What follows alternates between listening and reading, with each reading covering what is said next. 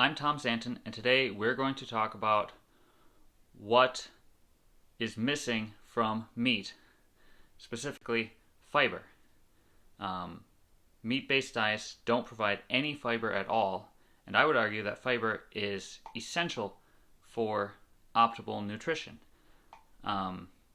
because fiber actually helps you with so many different types of nutrients. Now, a lot of people will say that fiber gives you no nutrition, and there's also an argument that fiber causes constipation, and I will address both of these today because I think that I sympathize with both arguments because there is some truth to both of them in the right context, but I think fiber can be really healthy for you, provide a lot of nutrition, and prevent constipation in the right context. So let's get into it. First of all, I think that there's this misunderstanding. I think largely because there are different types of fiber. Cows can break down. Cows have gut bacteria that break down cellulose into calories and nutrients for them, and we can't break down cellulose. And I don't think we break down grain fiber very well either. I think for a lot of reasons, I think that humans are made to eat root vegetables, and we're made to get the fiber from root vegetables. And why do I think that? One of the things that leads me to this conclusion is that there's a certain type of bacteria that's very prevalent in infants called bifidobacteria. In fact, human breast milk, which you would assume would be specifically evolved for humans, human breast milk feeds bifidobacteria to such an extent that healthy infants will have 90% of their gut or more full of bifidobacteria.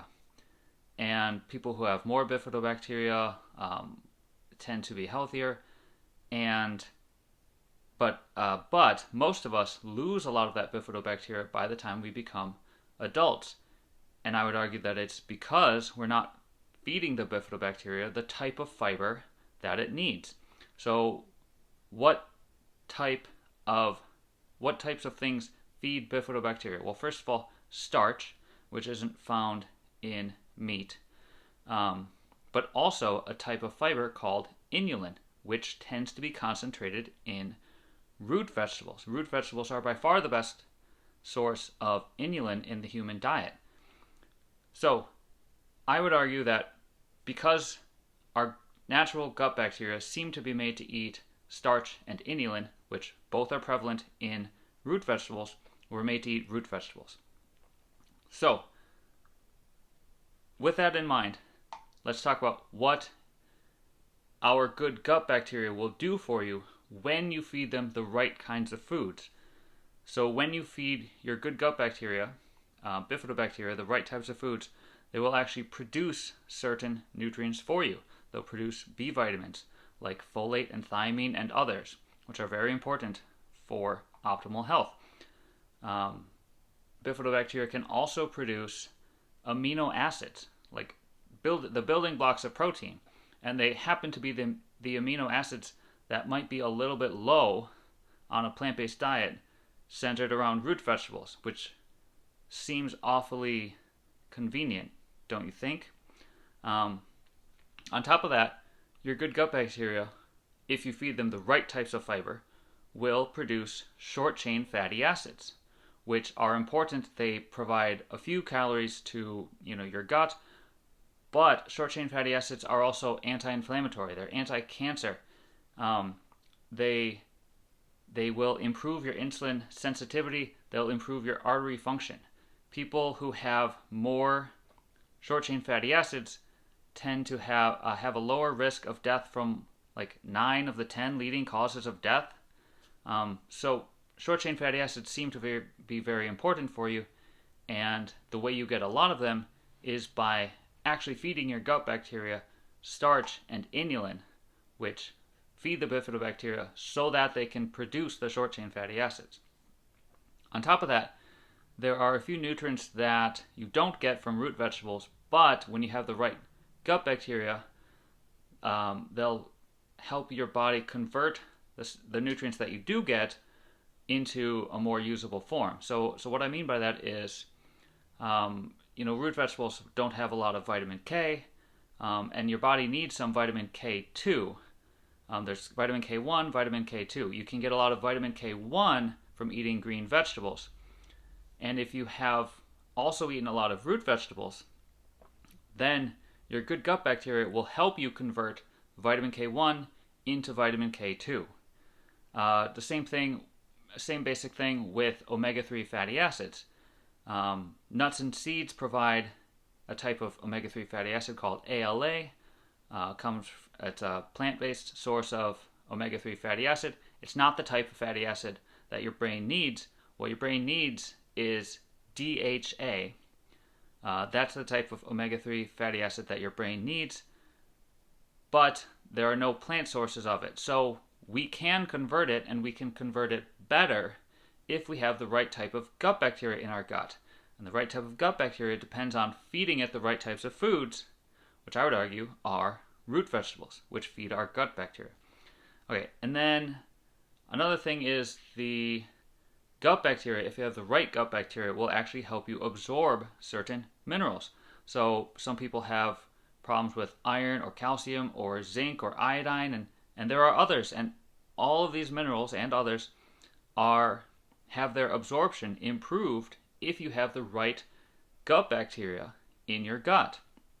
Having the right gut bacteria also helps you because they help make the environment right, so that bad bacteria are actually less likely to grow there. If you're feeding your gut the right type of fiber that feeds the right type of gut bacteria, they crowd out the bad bacteria.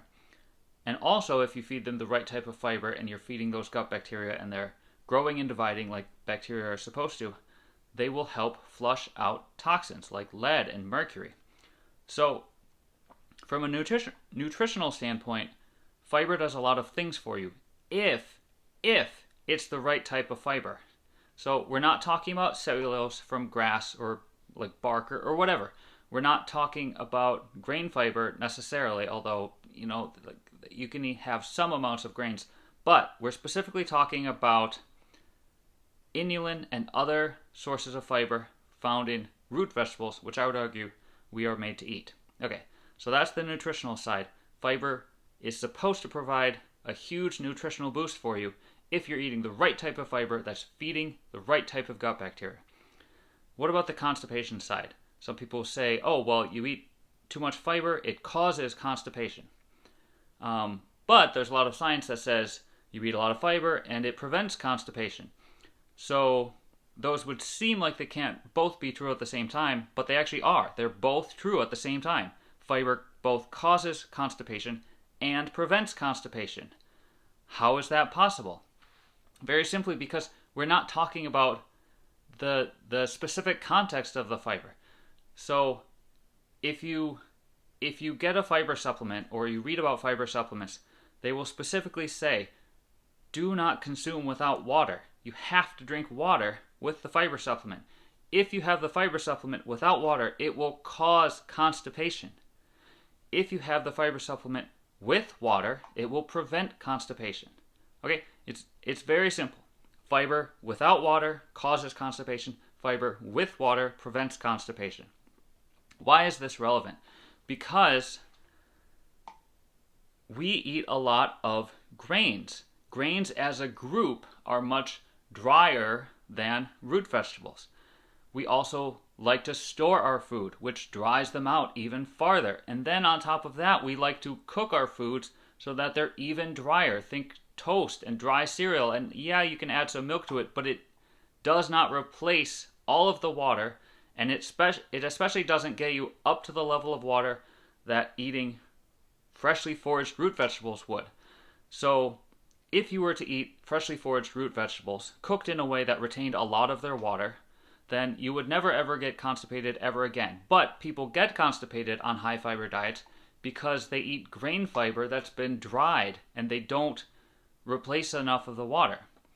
So So I understand this concern, but I think it all comes back to we're eating the wrong type of fiber from the wrong types of foods. So, if you eat the right type of fiber from the right types of foods, it will provide a huge nutritional boost and it will prevent constipation. If you eat the wrong types of fiber from the wrong types of foods, it will be detrimental to your health and it could cause constipation. Okay? So they're both possible. It depends on the type of fiber from the type of food. But getting back to how meat didn't make us human, meat doesn't have any fiber in it at all. So you might gain some benefit from switching away from the wrong types of fiber, switching away from dry fiber, and eating more meat. But you'll get even more benefit if you switch to eating the types of fiber that we were made to eat from the types of food that we were made to eat, which I would argue are root vegetables. I hope you found this interesting, and I hope you learned something. If you think I missed something, overlooked something, if you think I'm just wrong, if you think I'm an idiot and you want to tell me that I'm an idiot, tell me that I'm an idiot. See, I definitely sound like an idiot. If you want to tell me that I'm an idiot, tell me that I'm wrong, ask questions, try to clarify things, anything. Leave a comment, like and subscribe if you want to see more videos like this, hopefully with less stuttering and stuff, but probably not. So I hope you found it interesting, and I'll see you in the next video. Thank you for watching.